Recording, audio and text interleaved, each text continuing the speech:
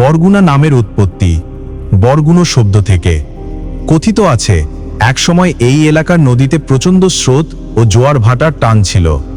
বড় বড় কাঠের নৌকা বা গাছের ভেলা এখানে ভেসে আসলে তীব্র স্রোতের কারণে নৌকাগুলোকে বরগুনতে অর্থাৎ খুব শক্তি দিয়ে চালনা করতে হতো।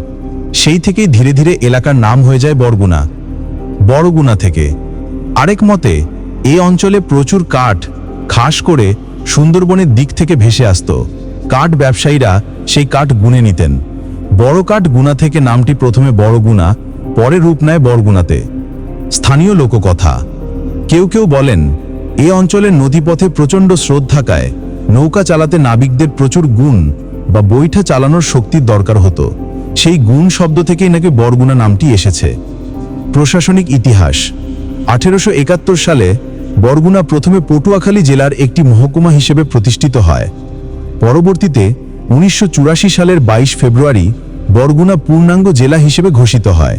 সংক্ষেপে বলা যায় নদী কাঠ ও নৌযাত্রার সাথে সম্পর্কিত স্থানীয় শব্দ থেকেই বরগুনা নামের উৎপত্তি।